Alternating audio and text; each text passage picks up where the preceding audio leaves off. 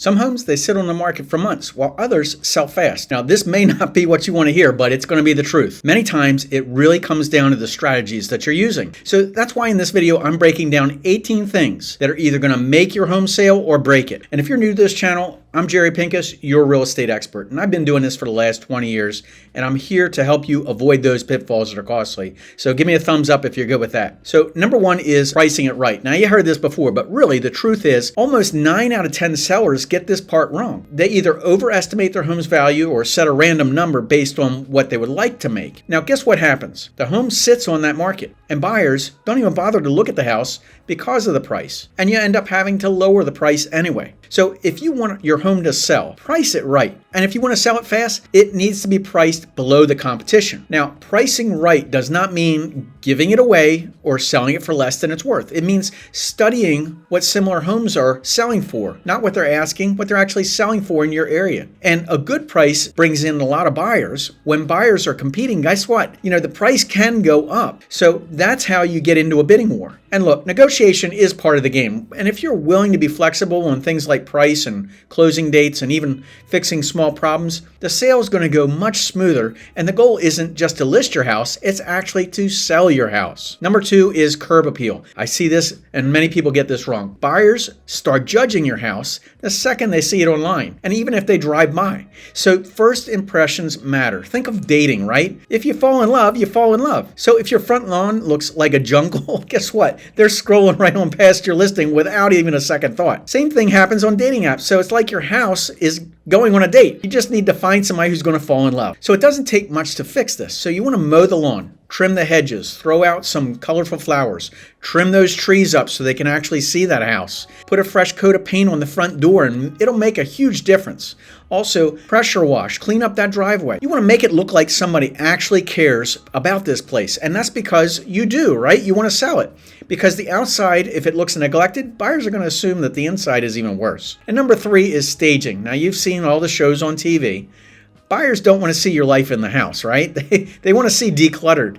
They want to see depersonalized. They want to make every room look fresh. Now, staging a home really trends to sell faster and for more money. And if you're not sure how to stage your home, get a second opinion. Ask your friend. Ask your real estate agent. Ask a professional stager. But get this part right, because you need someone who can look at it and your home from the buyer's perspective, from a third party, right? You might add some furniture or even take some out. And you might rearrange things to make the space look bigger and brighter. And number 4 is repairs and updates. Now, look, if you don't fix it, they're going to deduct money from what they're going to offer every single time. So the buyer is going to find it later, even in an inspection report. So now 2 things are going to happen. Either they're going to back out or they're going to demand a price cut. And neither one of those is good for you, right? So that's why a pre-sale inspection is always better if you're not sure about the repairs. And number 5 is the photo shoot. Of course, the photos are super important because that's where the first impression starts. Because bad photos, they kill the sale before it even starts, even before the buyer steps inside your house. So professional photography is always the best option. And if you're taking photos yourself, you really need to do this right at the right time of day with the right light. And I'm talking about blue sky, sunny day here. You don't need that DSLR camera, but you do need a tripod. And you want to keep your shots steady, and you want to control the height. And ideally, the camera should be at chest height, around 4 or 5 feet off the ground. This gives the most natural perspective without distorting the space. You've seen those fisheye lenses. You don't want to do that stuff. And you don't want to adjust the colors, right? You want to shoot the room the way it looks. You want to give an impression of what the house really does look like. Now, try to think about getting 3 walls in each shot. Not too much ceiling, not too much floor. You don't want to make the room feel, off balance. And you want a wide, clear view that shows off the room's actual size. So don't forget about natural lighting, because again, natural light is the best. Take photos during the day. Curtains open, lights on. Make sure it's a bright space. Number 6 is compelling listings. Now, each of your listings catches a buyer's eye, or they'll keep scrolling. But what you say about it, guess what? Picture may be 1,000 words. Words are even more. Start by talking about what makes your home special. Is it the energy efficiency? Is it newly renovated? Does it have a big backyard? Is it in a great neighborhood? Does it have a great kitchen? There's a lot of things that buyers actually look for. So these are the things that you should put into the listing. Now remember, Paint a picture like you're walking through the house as you enter the front door, blah, blah, blah. Remember, this house is part of a neighborhood, so mention the good schools or parks or restaurants or what else is nearby that really makes it a desirable place to live. A great neighborhood can be just as important to buyers as that house itself. Location, location, location. Now think about what makes your community special. Highlight those things in your description. And you want to mention these things again when your buyer visits the home for inspection. Make sure your realtor knows all this stuff. Everything that you know about the house, make sure your realtor who's working for you in your best interest knows about it as well. Number 7 is effective marketing. Now here's the part where your realtor does get into it, right? All your hard work on repairs and staging, it means nothing if you pick the wrong person. And if your listing doesn't reach the right people or enough people. So you want to get as many potential buyers through the house as possible to see it. It goes beyond just posting on Facebook or local groups to get attention. You got to look where people are actually looking to buy. In-town buyers, out-of-town buyers, buyers that are already working with real estate agents. You want to hit on all 3 levels. So make sure that you include the photos. Make sure you have that short video tour that's done for that property, a quick walk through the house. And it's really the stuff that's going to catch buyers' attention. But you want to make sure that it gets shown to massive quantities of people. And spending money on this is super important. Your real estate agent really, if they have the marketing knowledge and they have the marketing plan, guess what? It's going to go. And you're going to be done and super happy. Number 8, offer buyer incentives. Now, I know this sounds kind of crazy, but depending upon where the market is and depending upon where your house is and what's really going on in your marketplace, you need to give buyers a reason to choose your listing over the competition. Now, incentives can be the deciding factor. Now, covering part of the buyer's closing costs, like if it's a first-time buyer, they may be struggling. This is one common thing that may get a house sold. And you want to go beyond the basics too. So you may offer closing costs as a credit, not just some kind of a vague promise. So you also want to target who your buyer is. Think about where your house is. Who is that buyer going to be? Is it going to be somebody who's retiring? Is it going to be a first-time home buyer on a tight budget? Is it going to be a family with young children? Knowing who you're going to attract is going to help you what to decide on those incentives. Now, for example, as I say, first-time home buyers might be interested with help in closing costs, while a family might prefer a home warranty that covers some major appliances. So just don't go offering generic incentives. Be specific. Make them attractive to that buyer. So instead of saying, seller, I'm going to help you with closing costs, no. Say, seller, I'm going to give up to $5,000 to the buyer's closing costs. When this is relayed, it shows that you're serious and you give the buyer an actual number to consider because that's when they start thinking about it. Number 9 is having properties always ready for showing. Now, I know we all have lives and we are living and we're trying to sell a house at the same time, but trust me, buyers have different schedules and many of them will only view homes in like evenings or on weekends. So if you're limiting the showings to your potential, guess what? You're going to limit the potential number of offers and people through your house. So always keep your home ready to be in showing condition. That means clean, decluttered, and well lit. Number 10 is professional real estate agents. Now, look, a lot of people try to do stuff on their own. They're trying to cut corners and save a buck. But I'm going to tell you something. In this market, selling a home is more than just listing it online. It's about the strategy. It's about negotiation. It's knowing what to say and knowing what not to say.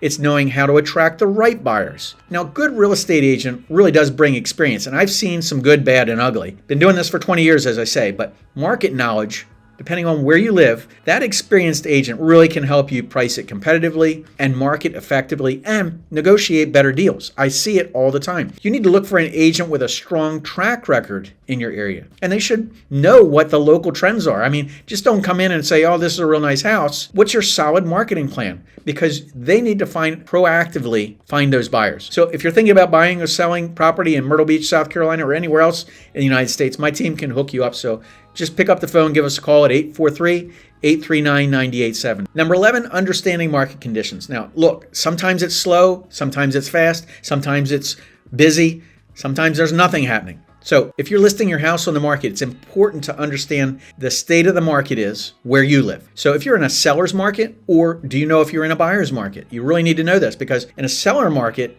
There's lots of buyers out there and not many houses for sale. Is that what's going on in your area? Or is it that you've got a bunch of properties on the market for sale and nothing's really moving fast? Because if it's a buyer's market, homes tend to sell pretty quickly and for good prices. In a buyer's market, you want to make sure that you are prepared to get the house sold and have many people come through at the same time. But on the other hand, in a seller's market, it's the complete opposite. Lots of houses, not as many buyers. So in this kind of market, you really need to price your home more competitively and offer incentives to attract those buyers. Number 12 is create urgency. You want buyers to act as soon as possible. You don't want them just to, I'll think about it, right?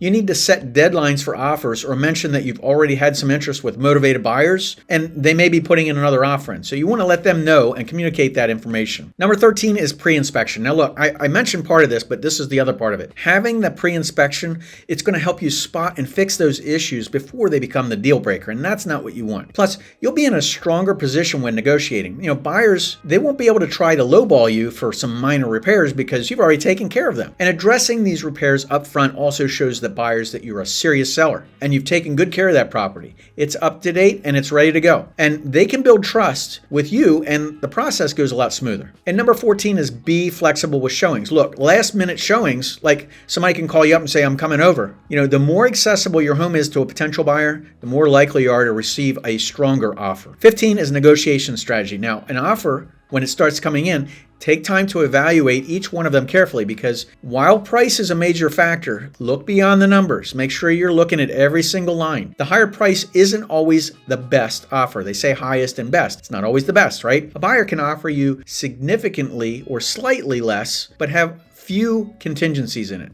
Might be a cleaner offer, right? Contingencies are the conditions that a buyer sets that must be met for the sale before it's final. So think about financing, appraisal, home inspection. An offer that doesn't have a home inspection, that doesn't need an appraisal, doesn't need financing, that's a cash offer. But there's other things that are involved as well. Just think about all the things that have the fewer contingencies because it's going to be a lot smoother, faster, and it's probably less likely to fall apart. So if you're lucky enough to receive multiple offers, you'll have more leverage because you can negotiate better terms. Now, whether both of them come in at the same price, it means that, somebody might take something away and it might be a quicker closing or fewer repairs or even a higher price. So remember, negotiation is a two-way street. It's not all one way. Both parties have to be happy in order to actually make this happen. So be prepared to compromise, but also know what your bottom line is. And that could be not just price. So consider what's most important to you. Is it the highest price or is it timing or is it fastest closing or do you want fewer headaches? So you got to think about this stuff